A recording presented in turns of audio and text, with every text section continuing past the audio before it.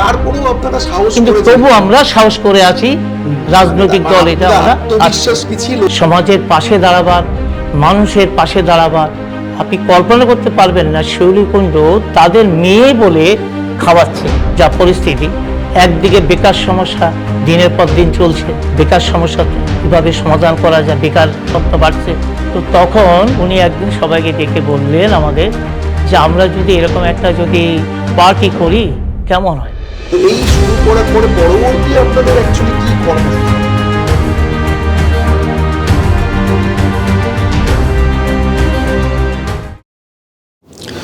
নমস্কার, আমি অলোক সরকার।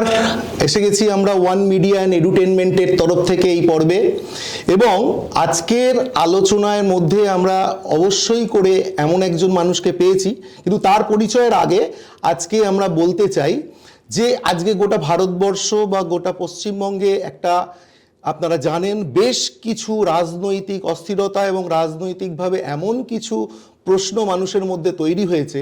সেই বিষয় নিয়ে আমরা একটুখানি ডিটেল, একটু অনুসন্ধানের মাধ্যমে আমরা কিছু জানতে চাই, এবং সেটা জানেন সেটা কি, সেটা হচ্ছে যে হঠাৎ করেই আমাদের রাজনৈতিক যারা জাস্ট কিছুদিন আগে পর্যন্ত সরকারে ছিলেন, অর্থাৎ তৃণমূল যে পার্টিটি, তাদেরই আজকে প্রায় 20 জন এমপি যারা আজকে nationalist citizen party of India অর্থাৎ ভারতীয় নাগরিক পার্টিতে হঠাৎ করেই যুক্ত হওয়া।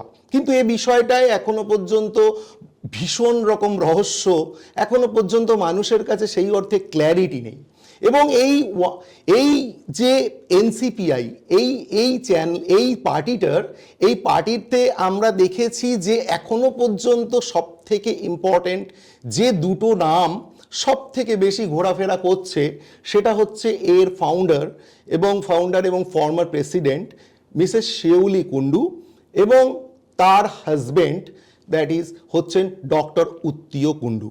এবং অ্যাকচুয়ালি আজকে আমরা এই পর্বে জানবো, তার কারণ যখন কোনো বিষয় হঠাৎ করে নতুনভাবে মানুষের চোখে আসে, তখন কিন্তু এ নিয়ে মানুষের প্রচুর প্রশ্ন তৈরি হয়, এবং সেই প্রশ্নগুলো এমন যাতে করে সেই জিনিসগুলো যতক্ষণ না সাধারণ মানুষ ঠিক করে উপলব্ধি করতে পারে, ঠিক করে তার বিষয় নিয়ে অবগত হতে পারে, ততক্ষণ পর্যন্ত মানুষের মধ্যে প্রচুর প্রশ্নের ভিড় চলে আসে। কিন্তু আজকে আমরা এই চ্যানেল কিন্তু আমরা কোনো পলিটিক্যাল বিষয় নিয়ে করি না, সেটা আজকে আমরা বারবার বলি। এবং এই চ্যানেলের প্রথম যেটা কাজ, যে আমরা কোনো মানুষদের কাছে কারোর কোনো নলেজ বা কোনো কিছু চাপিয়ে দিতে চাই না। আজকের দেখুন গোটা ভারতবর্ষ, গোটা পৃথিবী, প্রত্যেকেই যেন কোথাও না কোথাও একটা নির্দিষ্ট ফ্রেম থেকে তাদের মতামত, জানুক বা না জানুক, মানুষের কাছে চাপিয়ে দেওয়ার জন্য ব্যস্ত। আমরা সেটা চাই না। আমরা চাই যে তাদের কোনো একটি মানুষ, সেটা সমাজের যে কোনো স্থানের হতে পারে, তার চিন্তা ভাবনাটা শুধুমাত্র আপনাদের দর্শকদের সামনে তুলে ধরা, যাতে করে সেই চিন্তাশীলতার কাজ, সেই চিন্তা ভাবনার কাজটা মানুষ করে, নাকি এই চ্যানেলের তরফ থেকে আজকে আমরা কোনো চাপিয়ে দিতে চাই না। এবং এই লাস্ট কিছুদিন ধরে এই এনসিপিআই পার্টির মাধ্যমে যে বিভিন্ন ধরনের রহস্য বা কুয়াশা ঘেরা বিভিন্ন প্রশ্ন তৈরি হয়েছে, তাতে আমি দেখছি আমাদের বিভিন্ন ধরনের চ্যানেল, বিভিন্ন ধরনের মানুষ তাদের মতো করে কোথাও না কোথাও একটা মতামত তৈরি করে নিয়েছে, এবং সেটা কোনো রকমভাবে অনুসন্ধান ছাড়াই, কোনো রকমভাবে সেই বিষয় নিয়ে কোনো রকমভাবে পরিষ্কার পরিচ্ছন্ন না নলেজ থাকা সত্ত্বেও তারা মানুষকে চাপিয়ে দিচ্ছে। তো সেই জন্যই আজকে আমরা এই পর্বে এমন একজন মানুষকে পেয়েছি, যে মানুষটা এই বিষয় সম্পর্কে একদম প্রথম থেকে ফ্রম দি ইনসেপশন রয়েছেন। সো আজকে এই পর্বে আমরা পরিচয় করিয়ে দেই। আমাদের সামনে উপস্থিত হয়েছেন শ্যামা প্রসাদ মজুমদার ওরফে স্বামী প্রসাদানন্দ মহারাজ, এবং ইনি বিবেকানন্দ মিশন সেবা প্রতিষ্ঠান, উনি হচ্ছেন চেয়ারম্যান, এবং যেটি এই মুহূর্তে ধূপগুড়ি আপনার জলপাইগুড়ির তে হচ্ছে অবস্থান। তো আমি এইখানে দাঁড়িয়ে ওনার কাছে নিয়ে আসবো। নমস্কার, আপনার আজকে এখানে আমাদের আসার জন্য অনেক ধন্যবাদ। তো আমি আপনাকে প্রথম যে প্রশ্নটি করতে চাই সেটা হচ্ছে আপনি আগে নিজের ব্যক্তি সম্পর্কে, অর্থাৎ আপনার যে কর্মকাণ্ড, আপনি কে, কারণ আজকে সবাই আপনাকে, বহু মানুষ চেনে, কিন্তু এই মাধ্যমে যখন প্রথম এই দর্শক, যখন গোটা ভারতবর্ষের মানুষ আপনাকে দেখবে, অবশ্যই আপনার সম্পর্কে, আপনার অবস্থানের আগে আপনার ব্যক্তি সম্পর্কে, আপনার ব্যক্তি সত্তা সম্পর্কে আপনার কিছু বলা দরকার। সো প্লিজ আপনি যদি একটু এই বিষয় নিয়ে একটু সংক্ষিপ্তভাবে বলেন। আমি বিবেকানন্দ মিশন সেবা প্রতিষ্ঠানের চেয়ারম্যান বর্তমানে। এছাড়া আমি একটি ব্যবসায়ী সংগঠন আছে, forum of traders organization of West Bengal, তার আমি কলকাতার জেনারেল সেক্রেটারি। এছাড়া আমার একটা পত্রিকা আছে, নাগরিক পত্রিকা, আমি তার এডিটর। আমরা এছাড়া এই জনসেবা করি বিবেকানন্দ মিশনের মাধ্যমে দিয়ে। আমার স্কুল আছে, কয়েকটা স্কুল আছে, হসপিটাল আর স্কুল আমি এখন চলছে আমাদের স্কুল। এছাড়া আমরা প্রতি মাসে মাসে হেলথ ক্যাম্প করি, আই ক্যাম্প করি, বিনা পয়সার চিকিৎসা করি, চক্ষু পরীক্ষা করি, বিনা পয়সার চোখের অপারেশন করি। ছোট ছোট স্কুলের বাচ্চাদের, তাদের আমরা বই, খাতা, পেন, পেন্সিল দিই, বিনা পয়সায় আমরা পড়াই ছোট বাচ্চাদের। এছাড়া আমাদের হাই স্কুল একটা হচ্ছে, সেটা হলো বৈচিতে বিবেকানন্দ মিশন পাবলিক স্কুল বলে আমাদের স্কুলগুলো চলছে। এইভাবে আমাদের কর্মকাণ্ড। শীতের সময় আমরা কম্বল বিতরণ করি, এছাড়া আমরা পুজোর সময় জামা কাপড় বিতরণ করি। এছাড়া কোনো মানুষ যদি অসহায় হয়ে পড়ে যে আমি পড়াশোনা করতে পারছি না, আমার ছেলে মেয়েদের যদি বিয়ের ব্যাপারে যদি আসে, আমরা সেখানে তাদের সাথে সহযোগিতার হাত বাড়িয়ে দিই। এই হলো আমাদের অবস্থান।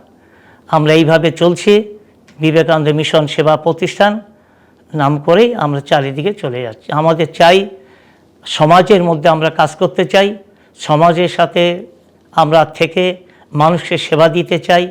জীবে প্রেম করে যেই জন সেই জন সেবিছে ঈশ্বর, স্বামী বিবেকানন্দের সেই শাশ্বত বাণী নিয়ে আমরা এগিয়ে চলেছি। মানুষের পাশে দাঁড়াবার, মানুষের তাদের লক্ষ্যে, অসহায় মানুষের পাশে দাঁড়িয়ে কাজ করার জন্য আমরা এগিয়ে চলেছি। ধন্যবাদ।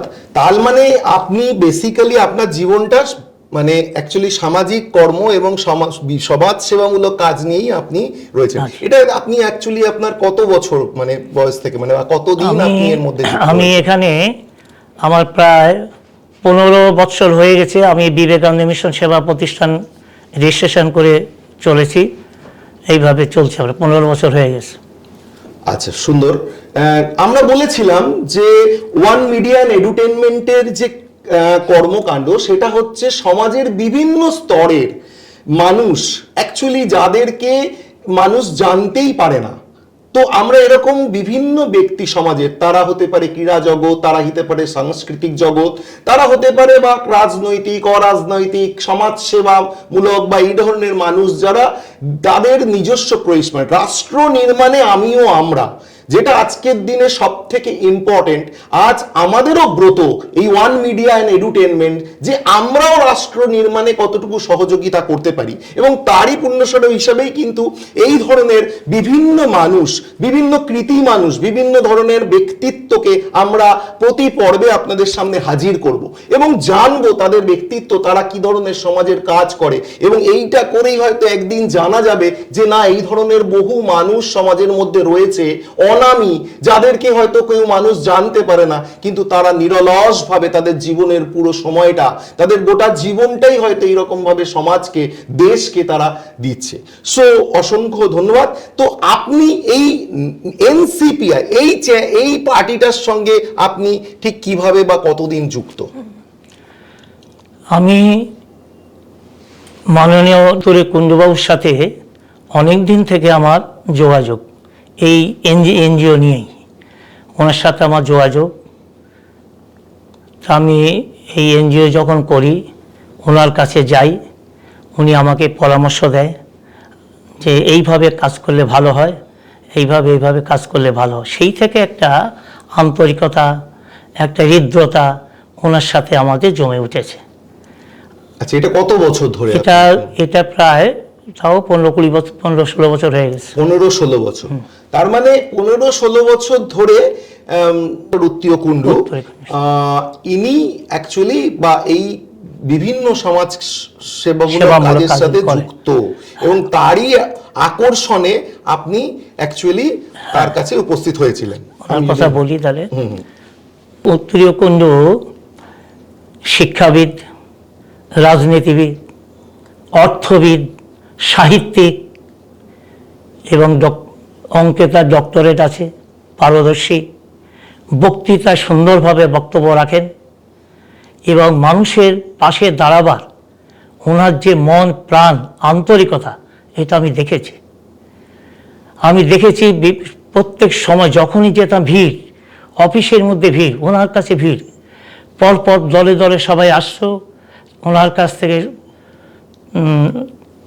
তারা অ্যাডভাইস নিত কোন কাজ করলে ভালো হয়, কিভাবে কাজ করলে ভালো হয়। এবং শুধু তাই নয়, আমি অসহায় মানুষকে দেখেছি ওনার কাছে আসতে যে আমি এটা পাইনি, আমি এই থেকে বঞ্চিত। এই যে বঞ্চিততে তিনি, অসহায় মানুষেরদের তিনি কতভাবে তিনি যে উপকার করত, এটা কল্পনাই করা যায় না। এমনকি রেশন দিত বাড়িতে বিনা পয়সায় রেশন পর্যন্ত দেওয়া হতো।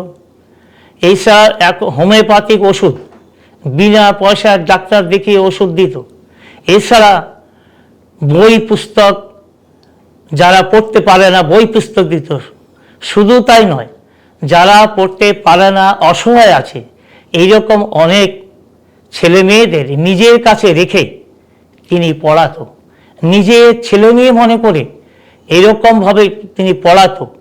এবং তারাও, যারা ওখানে থাকতো, তারাও উত্তরে বাবুকে বাবা বলতো, শিউলি কুঞ্জকে তারা মা বলতো। এই যে একটা আন্তরিকতা, এই যে একটা মানে কল্পনাই করা যায় না যে উত্তরে বাবু কিভাবে, কত বড় মন, উদার মন হলে তিনি এই কাজ করতে পারেন। তাই ওনার সম্বন্ধে হয়তো বলতে গেলে আরও অনেক কিছু ওনার আছে, বলতে গেলে অনেক কিছু। উনি যদি কখনো আধ্যাত্মিকতা, আমরা একদিন ওনার সাথে আধ্যাত্মিকতা নিয়ে বসেছিলাম। ওনার আধ্যাত্মিকতা এত গাঢ়, এত ওনার মানে জ্ঞান, আধ্যাত্মিকতা কল্পনাই করা যায় না। আমরা এমন একজন মানুষকে পেয়েছি, তার জন্য ওনার সাথে আমরা আন্তরিকভাবে মিলেমিশে থাকতে চাই এবং ওনার কর্মকাণ্ডের সাথে আমরাও থাকতে চাই। আচ্ছা, তো এই যে আপনি অনেকদিন, তার মানে এটা বোঝা গেল যে অ্যাকচুয়ালি উত্তীয় কুণ্ডু এই এনসিপিআই পার্টি তৈরির অনেক আগে থেকেই দীর্ঘদিন ধরে সে কিন্তু সামাজিক কাজকর্মের মধ্যে রয়েছেন এবং বহু মানুষের উপকারই উনি করছেন দীর্ঘদিন ধরে। তাহলে হঠাৎ করে কি আপনাদের মানে আপনারা পরিকল্পনা হলো, বা ঠিক কোন সময় এই মানে এই পার্টিটির হঠাৎ করে এবার এই রাজনৈতিক জীবনে পদার্পণের পেছনে কোনো কারণ কি আপনি বলতে পারেন? হ্যাঁ, অবশ্যই। যখন আমরা এই ধরনের এনজিও সবাই নিয়ে যখন আমরা কাজ করি, আর আমরা যখন ওনার কাছে যাই, বহু এনজিও সংস্থা, বিভিন্ন টাইপের এনজিও সংস্থা ওনার কাছে যখন আসে, তখন তাদের যে তিনি একটা অ্যাডভাইস করে এবং তাদের সমস্যা মিটিয়ে দেয়, এবং কিভাবে কোন কাজ করলে মানুষের ভালো হবে, কোন কাজ করলে সেই এনজিওটা আরও বেশি কাজ করতে পারবে মানুষের জন্য, এই ধরনের ওনার একটা প্রত্যেকের সাথে ইনি এইভাবে কাজ করে চলেছেন। তো তখন একদিন উনি বললেন যে যারা এনজিও করে, বিশেষ করে যারা, আর যেসব সংস্থাগুলো আছে, ওনার কাছে বড় বড় সংস্থা আসতো, কোম্পানি এডিট করতে বলুন, সমস্ত হিসাব নিকাশ নিয়ে আসতো, অডিটর হিসাবে, অডিটরও উনি মনে কাজ করতো। তো এই ধরনের বহু সংস্থা ওনার কাছে আসতো। তো তখন উনি একদিন সবাইকে ডেকে বললেন আমাদের যে আমরা যদি এরকম একটা যদি পার্টি করি কেমন হয়। তা আমরা বললাম, সেই পার্টিটা উনি ক্লিয়ার করলো। উনি বলল, ধরুন কারোর একটা কাপড় জামার ফ্যাক্টরি আছে, সে কাপড় জামা করছে, আপনি ধরুন হসপিটাল নিয়ে আছেন, স্কুল নিয়ে আছেন, আরেকজনে ধরুন মুরগির পোলট্রি ব্যবসা নিয়ে আছে, কেউ গরুর ব্যবসা নিয়ে আছে, কেউ হয়তো ইলেকট্রনিক জিনিস নিয়ে চলছে, কেউ হয়তো ফ্যানের কারখানা করেছে, বিভিন্ন টাইপের ইলেকট্রনিক্সের কারখানা করেছে, তারপরে হয়তো কেউ হয়তো চাষবাস করছে, ভালো ফসল তুলতে পারছে না, ভালো ফসল করার জন্য এই বিভিন্ন প্রকার সমাজের লোকদের নিয়ে তিনি বললেন আমরা একটা কমিটি করব, একটা রাজনীতি পার্টি করব। আচ্ছা, আমরা তখন ওনার এই পার্টির কথা শুনে আমরা সেখানে সবাই মিলে আমরা প্রত্যেকেই আমরা সবাই বললাম হ্যাঁ এটা হতে পারে, খুব ভালো, এটা নতুনত্ব, সমাজের পাশে দাঁড়াবার, মানুষের পাশে দাঁড়াবার এই নতুন একটা প্রাণ, এটা আমরা সবাই মেনে নিয়েছি। না সেটা তো আপনার যে কর্মকাণ্ডে আপনারা ছিলেন অর্থাৎ এনজিও, আমি যতদূর বুঝতে পারলাম আপনার থেকে কথা শুনে, যে তার মানে উনি শুধু নিজে এনজিও চালান তা নয়, উনি দীর্ঘদিন ধরে বহু জায়গার যারা এনজিও চালাতে চান বা চালাচ্ছেন তাদেরকেও একজন গাইড হিসেবে, পথপ্রদর্শক হিসেবে তাদেরকে বুদ্ধি দেওয়া, তাদের যাতে সঠিকভাবে যায় তাদের হেল্প করা ইত্যাদি। তাহলে এই কাজের মধ্যে এজ এ পলিটিক্যাল পার্টি হিসেবে এটা কি ধরনের সুবিধা মানে মেনলি? এই ধরনের পলিটিক্যাল পার্টির কথা বলি, এই ধরনের কাজ করতে করতে উনি চিন্তা করলো যে সমাজের মধ্যে যা পরিস্থিতি চলছিল, যা পরিস্থিতি, একদিকে বেকার সমস্যা দিনের পর দিন চলছে, বেকার সমস্যা কীভাবে সমাধান করা যায়, বেকারত্ব বাড়ছে, আরেকদিকে মানুষের এই অর্থনৈতিক পরিকাঠামোকে মানুষের যাতে শক্ত করা যায়, তাদের যাতে অর্থনৈতিক বুনিয়াদ যদি আমরা শক্ত করতে পারি, সেই বিষয় নিয়ে উনি চিন্তা করেছেন। এইসব চিন্তা নিয়ে মানুষের কত রকম তাদের সমস্যা, অসহায় মানুষ, যারা বঞ্চিত মানুষ, তারা কোথাও গিয়ে স্থান পায় না, তাদের সবাইকে নিয়ে তাদের যদি আমরা এই কাজ করতে পারি, তাই এমন একটা পার্টি হবে সত্য, ন্যায়, নিষ্ঠা, এই ধরনের একটা পার্টি যদি আমরা করতে পারি, মানুষ আমাদের কাছে আসবে, আর আমরা সেবা দিতে পারবো। মুখে বলি না, আমরা কাজে যদি আমরা সেবা দিতে পারি, সেই কাজটা করার জন্য এই এনসিপিআই পার্টি আমরা গঠন করলাম। আচ্ছা, তার মানে এটা বোঝা গেল যে শুধুমাত্র রাজনীতি করে পাওয়ার ভোগ করার কারণ নয়, তাহলে তো উনি যে ধরনের কর্মকাণ্ডের মধ্যে আপনারা ছিলেন তার থেকে তো যে কোনো কনভেনশনাল পার্টি, যেগুলো রানিং পার্টি, সেটা রুলিং হতে পারে, সেটা বিরোধী দল হতে পারে, তাহলে সেই সমস্ত কোনো পার্টিতে খুব সহজেই অনায়াসেই হয়তো কিছু আপনারা মেম্বাররা কোথাও ভোট ধরে এমএলএ এমপি হতেই পারতেন, কারণ আপনাদের বেশ কিছু মানুষ যুক্ত হয়। কিন্তু উনি আপনারা অ্যাকচুয়ালি কোনো কনভেনশনাল পার্টিকে না চয়েস করে নিজেরাই, তাতে জানতেন যে এটা খুব সহজ হবে না, এ লড়াই প্রচুর ডিফিকাল্ট হবে। কোন ভারতবর্ষে দাঁড়িয়ে গত 50 বছর ধরে বা 60 বছর ধরে যে ধরনের বহু পার্টি তারা আজকে রাজ করছে, তাদের সঙ্গে লড়াই করে নিজেদের স্থান তৈরি করা এটা খুব ডিফিকাল্ট। কিন্তু তবুও আপনারা এই কনভেনশনালের বাইরে আলাদা করে হেঁটে সমাজের বিভিন্ন স্তরের যে সমস্ত লোক যারা তার সঙ্গে বা আপনাদের সঙ্গে অলরেডি যুক্ত, তাদেরকে মেলবন্ধন করার একটা তাগিদ নিয়েই আপনারা এই পার্টিটা করেছিলেন। আচ্ছা, ভেরি গুড, এটা তো একটা নিঃসন্দেহে মহান উদ্দেশ্য। তো এটা মানে প্রথম যখন আপনারা করলেন সেটা কোন সালে? এটা আমরা অ্যাপ্লিকেশন করেছিলাম 2022 সালের 2022 সালের 12ই নভেম্বর। আচ্ছা, 12ই অক্টোবর 2022 সালে 12ই অক্টোবর। আচ্ছা, সুন্দর। তো তারপরে আপনারা নির্বাচন কমিশনের কাছে গিয়ে, তারপর আমরা নির্বাচন কমিশনের কাছে যাই অ্যাপ্লিকেশন দেওয়ার পর, কিন্তু আমরা আনন্দ পেলাম যে এটা আমাদের তাড়াতাড়ি পেয়ে গেছি। আমরা 23 সালে আমরা পেয়ে গেলাম 24 তারিখে আমরা রেজিস্ট্রেশন পেয়ে গেলাম, জানুয়ারি মাসে 24 তারিখে 23 সালে আমরা পেয়ে গেলাম। আচ্ছা, তারপরে আমরা এবার আমাদের প্রথম আপনারা তার মানে ইলেকশন তখন আমরা চিন্তা করলাম, যখন পেয়ে গেলাম তখন ত্রিপুরার ইলেকশন চলছে, শুরু আসছে, হ্যাঁ শুরু হবে। তো আমরা তখন চিন্তা করলাম ঠিক আছে তাহলে এই ত্রিপুরার ইলেকশনে প্রথমে প্রার্থী দেওয়া হোক। আচ্ছা, তাহলে তার মানে আপনাদের সংগঠনের মধ্যে সেই সময় ত্রিপুরারও, শুধু নট অনলি পশ্চিমবঙ্গ, ছিল। ত্রিপুরারও বেশ কিছু হ্যাঁ। মানুষ যুক্ত ছিলেন।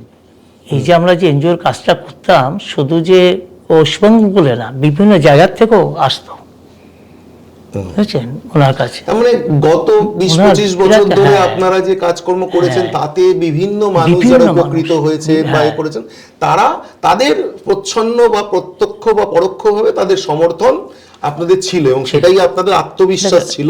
ওনার তো একটা ট্রেড ইউনিয়ন আবার ছিল আমাদের, আচ্ছা, ট্রেড ইউনিয়নের কর্মী ছিল, তারও অনেক সংখ্যা আছে। আদিবাসী ট্রেড ইউনিয়ন করেছেন উনি, তাদের তো বহুত সংখ্যা আছে। আচ্ছা, উনি ট্রেড ইউনিয়নের সাথেও যুক্ত ছিল, মানে উনি করেছে। আচ্ছা, এই যে একটা পরিচিতি, আর প্রতিটি জায়গায় আমরা প্রত্যেকটা স্টেট থেকে আসতো, ওনার কাছে আসতো। মানে ট্রেড ইউনিয়ন বলতে কোন, মানে কোন পার্টি বলে না, উনি নিজেই তৈরি করেছে যে আমরা একটা ট্রেড মতন আমরা করব। আচ্ছা, এবং সেটার দ্বারা আমরা যাতে সবাই যাতে ঐক্যবদ্ধ হতে পারি, সবাই যাতে তার যাতে সুবিধা পেতে পারে, কারোর অসুবিধা হোক। যেরকম মহিলা সংগঠন কথা বলি, মহিলাদের দ্বারা মহিলাদের উনি শাড়ি এনে বিক্রি হতো, সব মহিলারা নিয়ে যেত, শাড়ি বিক্রি হতো। শাড়ির একটা ব্যবস্থা ছিল, লাইটের একটা ব্যবস্থা ছিল, লাইট এলইডি লাইট তৈরি হতো, সেই তারা নিয়ে আসতো এনে। এই যে একটা কুটির শিল্প, হ্যাঁ কুটির শিল্প মতো তাদেরকে দিয়ে করাতো, তাদেরকে একটা মঞ্চ দেওয়া।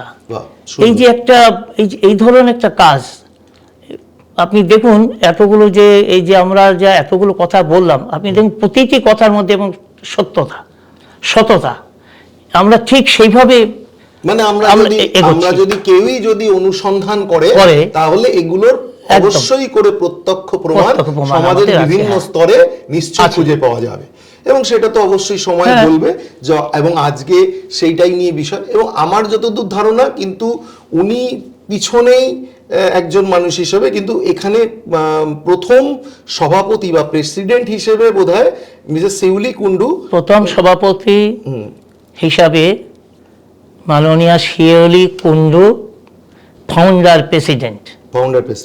আচ্ছা, উনি এখনো আছে, যদিও উনি বলেছেন রেজিস্ট্রেশন দিলেও আমরা সেটা বলছি যে না, আপনি প্রেসিডেন্টে থাকবেন। আচ্ছা, উনি চেয়েছেন, মানে এটা রেজিগনেশন উনি অলরেডি কিছুদিন দিয়েছেন, কিন্তু আপনারা এখনো পর্যন্ত যারা ফাউন্ডার মেম্বার তারা সেভাবে এখনো সেটাকে অ্যাকসেপ্ট আমরা করিনি। তো আচ্ছা, বিশেষ শিউলি কুন্ডু ওনার বিষয় নিয়ে আপনি কিছু বলতে পারবেন? হ্যাঁ, শিউলি কুন্ডু তিনি এখন হাইকোর্টে প্র্যাকটিস করেন, আইনজ্ঞ, লয়ার, উনি হাইকোর্টে প্র্যাকটিস করেন। এছাড়া আমি দেখেছি ওনাকে সমস্ত মহিলাদের একটা সংগঠন তৈরি করেছে, মানে করে মহিলাদের উপকার, এই কার কি হচ্ছে সেই মহিলারা সব নিয়ে আসে, বিভিন্ন মহিলারা ওনার কাছে আসতো, কার কি হয়েছে, কারো অসুবিধা হয়েছে, কার ছেলের অসুবিধা হয়েছে, মেয়ের অসুবিধা হয়েছে, বা কেউ ব্যবসা করবে, কেউ ব্যবসা করতে চায়, বিভিন্ন টাইপের। ওনার এই যে একটা মন, মানে ওনাদের দুইজনের কারোর থেকে কেউ কমতি নয়, সমাজে কাজ করা, সমাজসেবা হিসাবে যে কাজ করা আমরা কল্পনাই করা যায় না।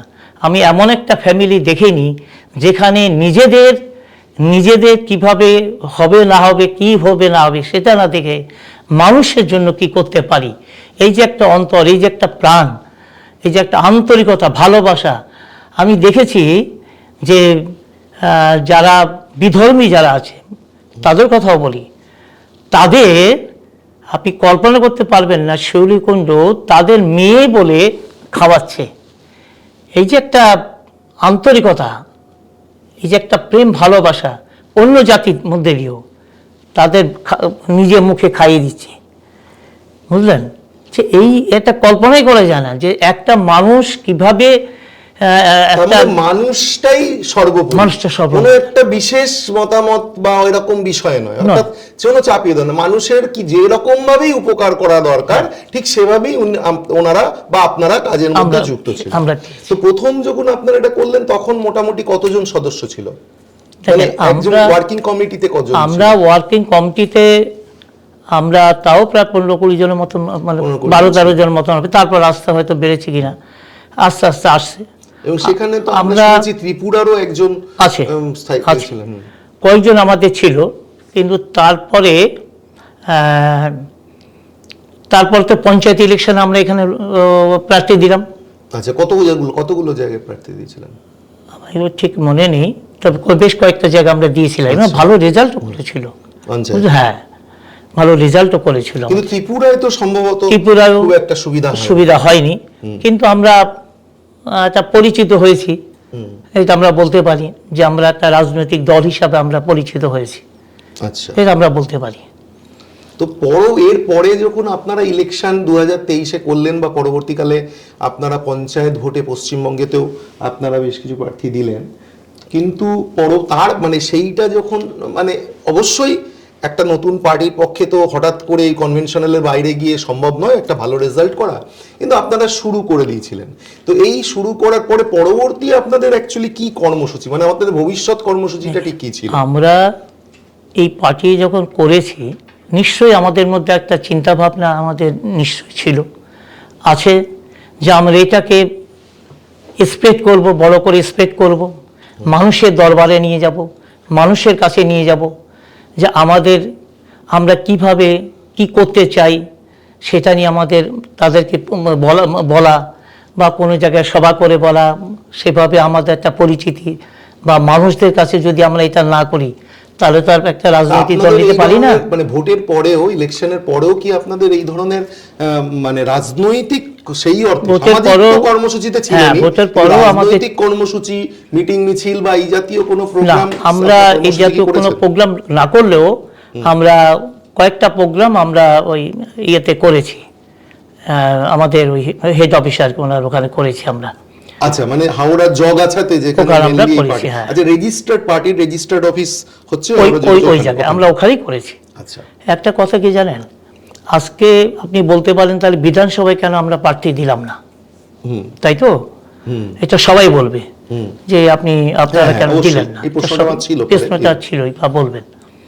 দেখেন, আমরা রাজনৈতিক দল হিসাবে করলেও আমাদের মধ্যে এটাকে নিয়ে বড় করে স্প্রেড করতে গেলে বা প্রার্থী দিতে গেলে পশ্চিমবঙ্গে যেভাবে একটা পার্টি যত পয়সা খরচা করে, তারা যে যত পয়সা মানে বেলার লাগায় বা খরচা করে, প্রচারে খরচা করে, আমাদের তো এই রাজনৈতিক আমাদের এটা হলেও আমাদের এসব এত পয়সা আমাদের নেই, কারণ আমাদের পয়সা নেই, আমাদের ফান্ড নেই। তো বটেই, আজকের দিনে যেভাবে বড় বড় পার্টি মানে যারা শিল্পপতি, ব্যবসাদার, তারাও যে চাঁদা, তারা তো বড় কনভেনশন, সেটাই বললাম, তার মানে এটা একটা অসম যুদ্ধ ছিল, অসম্ভব এটা। তারপরেও আপনারা সাহস কিন্তু তবু আমরা সাহস করে আছি, রাজনৈতিক দল এটা। আমরা আত্মবিশ্বাস কি ছিল যে না একদিন? অবশ্যই এই আত্মবিশ্বাস আমাদের আছে, এখনো আছে। এই পার্টি অ্যাক্টিভিটি আছে, মানে ছিল,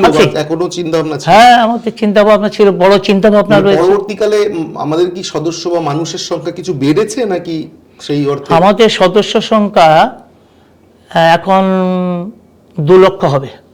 2 লক্ষ সদস্য? হ্যাঁ, কিন্তু ট্রেড ইউনিয়নগুলো যদি ধরি, আমাদের আদিবাসী ট্রেড ইউনিয়ন, মহিলা ট্রেড ইউনিয়ন, এই যতগুলো আছে চারদিকে ধরেও প্রায় 10-12 লক্ষ আমাদের এখন মেম্বার, মানে অ্যাক্টিভ মেম্বার এখন আমাদের 12 লক্ষ। আমরা 12 লক্ষ। আচ্ছা, মানে 12 লক্ষ মেম্বারশিপ আমরা ধরতে পারি। আচ্ছা, সেটা কি আপনাদের মানে অ্যাক্টিভ কোনো এতে পার্টির নির্দিষ্ট কোনো আমাদের? হ্যাঁ, আমাদের ইয়েতে আছে, ধরুন এই যে ট্রেড ইউনিয়ন যতগুলো আছে আমাদের একটা সেক্টরে, সেগুলো আমাদের আছে।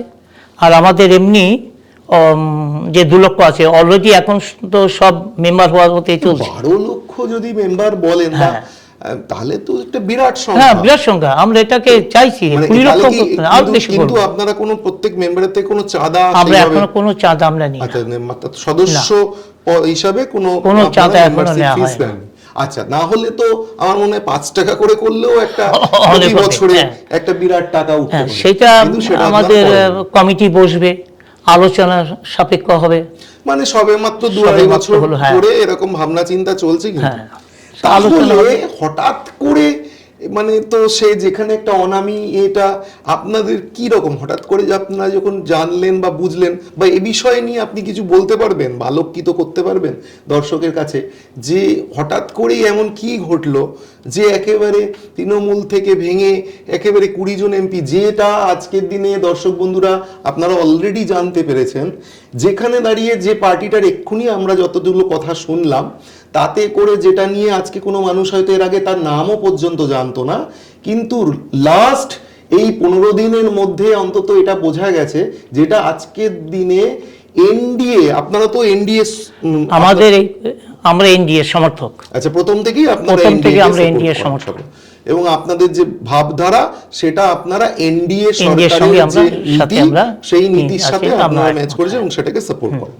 সেটা যেহেতু আপনারা এখনো পর্যন্ত সংসদীয় রাজনীতিতে পদার্পণ করেননি, সেই কারণে আপনারা এর আগে তার জন্য তাদেরকে প্রত্যক্ষভাবে কোনোভাবে সাপোর্ট করেননি, করিনি। কিন্তু পরোক্ষভাবে আপনারা তাদের পরোক্ষভাবে কর্মকাণ্ডের আমরা সঙ্গে সাপোর্ট করেছেন। Very good. কিন্তু তাহলে হঠাৎ করে এমন কি ঘটলো, বা এরকম কি যে আপনাদের এদেরকে নিয়ে আসা? কারণ দেখুন, এই যারা অ্যাকচুয়ালি রয়েছে, বা আজকের দিনে পশ্চিমবঙ্গের যে ধরনের রাজনৈতিক সমীকরণ তৈরি হয়েছে, বা মানুষের কাছে যে ধরনের মন চলছে, এবং যারা যেরকম পারছে বিভিন্ন কথা বলছে, কেউ বলছে যে না, এই লোকগুলো হয়তো তারা নিজেদের কোনো কিছু হয়তো ব্যক্তি স্বার্থ আছে, বা তাদের নিজস্ব কিছু কেস কামারি আছে, বা তারা হয়তো ভয়তে বা সামাজিক প্রতিষ্ঠা থেকে তাদের যাতে অসুবিধা না হয়, বা এই যে আজকে বিভিন্ন সময় ডিম ছোড়া হচ্ছে, তো এইসব ভয় ভয় থেকেই ওরা একেবারে তৃণমূলের যে গন্ধটা ওদের গা থেকে ঝেড়ে নিতে ফেলে আজকে আপনাদের এই পার্টিটাকে চয়েস করলো। তো সেটা কিভাবে হলো হঠাৎ করে, এরকম কি ধরনের, আপনি কিছু আলোকপাত করতে পারবেন? হ্যাঁ, এটা একটা বলছি, দেখুন এটা একটা আমরা মনে করি একটা, আমরা খুবই আনন্দিত কিন্তু আচ্ছা এই যে 20 জন যে এসেছে এখানে যে জয়েন্ট হয়েছে, এই বিষয়ে কিন্তু আমরা খুব আনন্দিত। আচ্ছা, তাতে তাহলে আপনাদের কোনো খেদ নেই? আমাদের এ বিষয়ে? কোনো খেদ নেই। কিন্তু আপনাদের তবে কোনো এটা একটা- কোনো সদস্য বলছে যে আমরা এই বিষয় নিয়ে জানি না, বা না, জানি এটা আমরা আনন্দিত, কারণ আমরা দেখছি যে বিনা প্রতিদ্বন্দ্বিতায় বা আমাদের কোনো কিছু করিনি, কন্টেস্ট হয়নি, আমরা প্রার্থীও দিয়ে করিনি, কিন্তু 20 জন সংসদ আমাদের এখানে আসাতে এটা আমরা খুশি, কিন্তু অখুশি নেই। আচ্ছা, আর কিন্তু- এটা তার মানে কনফার্মেশন, আপনারা নিজেরা যেন কনফার্ম, আমরা জানতাম না, কিন্তু এটা আমাদের কাছে এসে গেছে। হ্যান্ড লটারি টিকিট কাটা, এটা লটারির মতো টিকিট, আর এটা ঈশ্বরের কৃপা। যে হঠাৎ করে এরকম হঠাৎ একটা করে তো সুযোগ miracle এসে হয়ে গেছে। একটা মিরাকেল ঘটেছে, যে হ্যাঁ। ওদেরও হয়তো তৃণমূল পার্টিতে যে ধরনের অসুবিধা ছিল। অসুবিধা হয়তো সেটা হ্যাঁ। স্থায়িত্ব পাবে না, সেই জন্য ওরা একটা নতুন একটা পার্টির নতুন সন্ধান খুঁজছে, করেছিল, ওরাও নিল। যেহেতু যে হ্যাঁ 2/3 হিসাবে যেহেতু সংসদ থেকে নিয়ে এটা নিল, করতে পারে, তাতে করে এই ধরনের লিগ্যাল অবস্থা থেকে, কিন্তু সেই হিসেবে পার্টি খুঁজতে গিয়ে হঠাৎ করে আমাদেরটা পেয়ে গেছে। একটা কানেকশনস তৈরি হলো, হ্যাঁ। এবং আপনারাও সেটাকে অ্যাকসেপ্ট করলেন, কারণ আপনারা এটা তাহলে আজকের দিনে, এবং বুঝতে পারছে দর্শকরা, আজকের দিনে যে 15 দিন আগেও যে পার্টির সেই অর্থে কোনো সংসদীয় রাজনীতিতে কোনো অবস্থান ছিল না, যার কোনো মানে নাম ছিল না, আজকে তারা এনডিএ, ভারতবর্ষের সব থেকে যারা সরকার চালাচ্ছে নরেন্দ্র মোদীজির নেতৃত্বে, তার সেকেন্ড লার্জেস্ট পার্টি আজকে যদি নাম হয়, দ্যাট ইজ হচ্ছে এনসিপিআই। এটা তো মিরাকেল, নো ডাউট। আমার মনে হয় miracle। এটা একটা স্বপ্নের ব্যাপার, এবং সেইখানে, এবং সেটা মাত্র 3-4-5 বছরের একটা সেখানের মধ্যেই তারা আজকে, শুধু তাই নয়, সম্ভবত ভারতবর্ষের সংসদীয় রাজনীতিতেই আমার মনে হয় নাম্বারস হিসাবে সেটাও বোধহয় 3য়, 4র্থ বা 5ম এর মধ্যেই একটা স্থান করবে অ্যাজ এ নাম্বার। আমার মনে হয় বিজেপি, তারপরে কংগ্রেস, বা এখন আগে তো তৃণমূল ছিল কিন্তু সেটা তো এখন ভেঙে গেল, তাহলে এখন সেই হিসেবে এনসিপিআই সেখান থেকে উঠে এলো, এখন উঠে উঠে এসো, এলো। হ্যাঁ। তাহলে আগামী দিনে তাহলে এটা মনে হচ্ছে যে এখনো যদিও আপনাদের যতজন সদস্য, ইনফ্যাক্ট আমরা দেখছি মিসেস শেওলি কুন্ডু তিনিও অন্য এতে সেইভাবে কোনো বাইট দিতে চাইছেন না। তার মানে কি এখনো পর্যন্ত ভবিষ্যতের যে কর্মসূচি বা বিষয়গুলো নিয়ে আপনারা এখনো কিছুটা সময় নিতে চাইছেন? আমরা সময় নিতে চাইছি, আমরা সবাই বসে একটা আলোচনা ভিত্তিক, আলোচনা সাপেক্ষ এগুলো রাখতে হবে।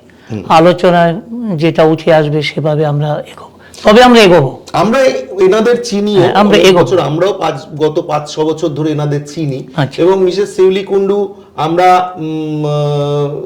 যিনি একদম উইমেন এম্পাওয়ারমেন্টের নিদর্শন, এবং দেখেছি উনি অবশ্যই করে একজন অ্যাডভোকেট, এবং তারই সাথে উনি একজন অডিটর মানে কোম্পানি সেক্রেটারি হিসেবে কাজ করেন, এবং অডিটরও করেন।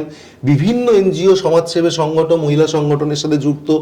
ওনার ফেসবুকে আমরা দেখেছি বা বিভিন্ন প্রোগ্রামে দেখেছি দীর্ঘদিন ধরে পুজোর সময় বা আরো বিভিন্ন সময় বছরের বিভিন্ন কর্মকাণ্ড।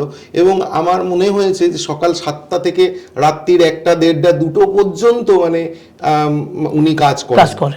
তো এইটা উনি একজন মানে আজকের দিনে আমাদের দেশের উইমেন এম্পাওয়ারমেন্ট একটা দারুণ ব্যাপার যে এত কিছু ম্যানেজ করা। এবং সম্ভবত আপনাদের ওই হেড অফিস ওইখানে বোধহয় আপনাদের তেমনি একটা, ওনার তো একটা বড় এনজিও তো আছেই, তার সাথে সাথে ওনার বাড়ি মানে ওনাদের নিজস্ব একটা আন্ডারে খরচ সাপেক্ষ, সেখানেও বেশ কিছু মেয়েরা বোধহয় থাকে, এবং তারাও আমি শুনেছি তাদের লেখাপড়া শিখিয়ে তাদের মধ্যে কেউ অ্যাডভোকেট, জজ পর্যন্ত হয়েছে। এটা একটা তো বিরাট ব্যাপার। এবং এদের সোর্স মানে এই মেয়েরা যারা মেনলি তারা ম্যাক্সিমামই সমাজের একেবারেই নিম্ন স্তর থেকে তারা এসেছে। আজকে এখানে এসে তারা ওনাদের এই সংস্পর্শে এসে তারা যে এগিয়ে এসেছে, এই যে একটু আমি বলছিলাম যে ওদেরও মনে জানে না মা বাবা করে তাদের ডাকে, তারা অন্যভাবে ডাকে না, ওদের ছেলে মেয়ের মতন, ওনাদের ছেলের মতন মেয়ের মতন ওরা দেখে। এই যে একটা আন্তরিকতা, এই যে একটা স্নেহ মায়া মমতা, এটা কত বড় একটা ব্যাপার। তো আজকে দর্শকরা আমরা এটা নিয়ে যে বিষয়টা আজকে আমরা অবগত করার চেষ্টা করলাম, এটা আমাদের শুধুমাত্র একটা সামান্য প্রয়াস, যে চারিদিকে যখন শুধু ওইটা নিয়ে যে আপনার এনসিপিআই আপনারা ভবিষ্যতে কি করবেন, যেটা নিয়ে ওনারা এখন এই মুহূর্তে ডিসক্লোজ করতে চান না, কিন্তু ওনাদের ব্যাকগ্রাউন্ড একটা প্রত্যেকটা মানুষ যারা এই সংগঠনের সাথে যুক্ত, তাদের যে ব্যাকগ্রাউন্ড, তাদের যে কর্মকাণ্ড, তাদের যে সত্তা, সেইগুলো খুব ইম্পর্টেন্ট। অর্থাৎ এই যে মানুষটা, কিন্তু আমি এই জায়গায় খানিকটা যে এত কিছু আপনাদের বিগত দিনের জীবনের যে কর্মকাণ্ড আপনারা যেভাবে যুক্ত, বিশেষ করে ডক্টর উত্তীয় কুন্ডু এবং মিসেস শেওলি কুন্ডু বা আপনি বা আপনাদের মতন বেশ কিছু সমাজের মানুষ, তাহলে তার সাথে হঠাৎ করে এইরকম ইমেজের কিছু মানুষ, আমি কোনো বিতর্কে যেতে চাই না, আমাদের কাজ বিতর্ক করা না, আমাদের বরং যদি আমাদের আলোচনার মধ্যে দিয়ে কিছু বিতর্কে নিরসন হয়, সেটাই হচ্ছে আমার মনে হয় আমাদের কর্তব্য। মানে তাহলে সেখান দাঁড়িয়ে তবুও সেই মানুষগুলোকে অ্যাকসেপ্ট করে আপনাদের যে বিগত দিনের যে মনন, আপনাদের চিন্তাশীলতা বা আপনাদের যে কর্মকাণ্ড, তার সাথে কি এদের ম্যাচ করানো যাবে বলে আপনারা মনে রাখেন? এটা খুব ভালো প্রশ্ন আপনি করেছেন। দেখেন, আমরা রাজনীতি যেটা করেছি, এটার মধ্যে আমি আগে বলেছি যে আমরা সত্য, ন্যায়, নিষ্ঠা, এইভাবে আমরা মানুষের সমাজের কাজ করার দিকে লক্ষ্য রেখে, সেই দিকে লক্ষ্য রেখে আমাদের রাজনীতি এই দলটা করা। তো আমাদের খুবই ভালো লেগেছে, ওনারা এখানে জয়েন করেছে, ওনারাও দেখেছে, ওনারা তো এমনি আসেনি, ওনারা দেখেছে এই পার্টিটা আগে কোথাও কোনো কিছু নেই, অর্থাৎ পরিচ্ছন্ন ভাবমূর্তি, বিগত দিনে এমন যেটা নিয়ে বিতর্ক সৃষ্টি করবে কিছু নেই। বিতর্ক এখন তৈরি হয়েছে যেহেতু হঠাৎ করে লার্জার পলিটিক্সে হঠাৎ করে তাদের নাম উঠে আসা, এবং এই ব্যক্তিরা যারা অলরেডি দীর্ঘদিন রাজনীতির সাথে যুক্ত এদের মধ্যে, এবং তারা বিভিন্ন কর্মকাণ্ড, তাদের মধ্যে অনেকেই ভীষণ বিতর্কিত চরিত্র বটে, তার ফলে সেই নিয়ে আজকে একটা হয়েছে। আমরা ওনাদের সম্বন্ধে অন্য কিছু মানে আমরা তো কোনো কিছু বলবো না, আমরা শুধু এইটাই বলবো যে ওনারা যে আমাদের এখানে এসে জয়েন করেছে, তাতেই আমাদের ওই যে বললাম লটারি মতন আমরা মনে করি। হ্যাঁ, তো এদের সবাইকে নিয়ে দেখেন, অনেকে আসবে, অনেকে আবার চলে যাবে, তাই তো? সে তো বটে, রাজনীতি একটা দল সম্ভাবনার শিল্প বলা হয় এটা। আজকে যেরকম এখনো আমাদের কাছে সবাই আসতে চাইছে, ইয়েস, এবং আসবে দর্শকরা। এটা নিয়েও আমি একটু বলতে পারি, দেখুন আজকে যেমন এদের এই যে 20 জন সাংসদ যারা অলরেডি একটা নতুন পার্টিতে তারা নিয়ে এসেছে, ঠিক তেমনই তো এটাও কি ভাবা গেছিল? ভাবুন, যে মমতা বন্দ্যোপাধ্যায়, যে দুর্দ্বন্দ্বপোটা মমতা বন্দ্যোপাধ্যায়, যার 15 দিন আগেও একটা বিরাট অস্তিত্ব ছিল, সেও তো ভাবা যাচ্ছে না যে এখন শোনা যাচ্ছে যে হতে পারে 21শে জুলাইয়ের যে মঞ্চটা, সেই মঞ্চটা আদৌ তৃণমূলের মঞ্চ থাকবে নাকি কংগ্রেসের মঞ্চ চলে আসবে।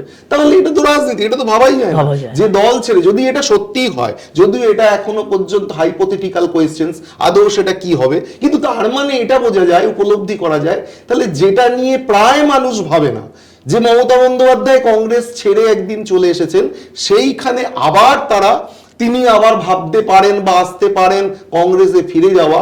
তাহলে যদি তাদের বেশ কিছু অংশের মানুষ বা লিডার তারা যদি ঠিক করে যে একটা নতুন পার্টিতে এসে তারা আবার নতুন করে রিঅর্গানাইজ করে নতুন কিছু একটা স্বপ্ন নতুনভাবে কিছু সোসাইটিতে করা যায়, তাহলে সেটা এখন এটা কতটা ঠিক হবে কতটা ভুল হবে সে তো ভবিষ্যৎই বলবে।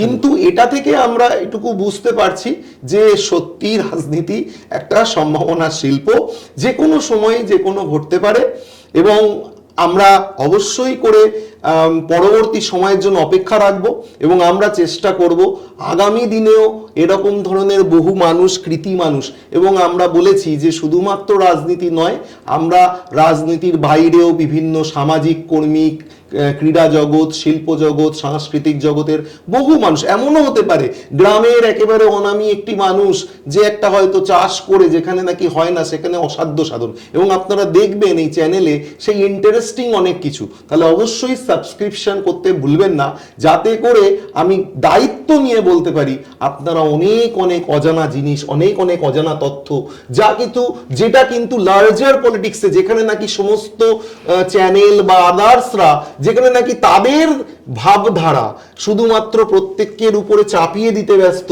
আমরা সেটা নয়। আমাদের কাজ হচ্ছে আপনারা শুনুন আর ভাবুন, আপনারা শুনুন, নিজেরা চিন্তাশীল হন, নিজেরা সিদ্ধান্ত নিন, যাতে পশ্চিমবঙ্গ তথা ভারতবর্ষের মানুষ যে আজকের দিনে অনেক অন্যের মাধ্যমে প্রভাবিত হচ্ছে, তার বাইরে এসে নিজেরাই নিজের চিন্তা ভাবনা করে নিজেদের বুঝে করুন। আগামী দিনের সেই সমস্ত পর্ব নিয়ে আমরা হাজির করব। অসংখ্য ধন্যবাদ আপনার আজকে আমাদের এই পর্বে আসার জন্য, এবং আগামী দিনেও আশা করি আপনাকে পাবো আমরা, এবং আপনার এই যে হসপিটাল বা স্কুল এই সমস্ত বিষয় নিয়েও আমরা আরো বিভিন্ন ধরনের এপিসোডস করব। অসংখ্য ধন্যবাদ। নমস্কার। হ্যাঁ, নমস্কার।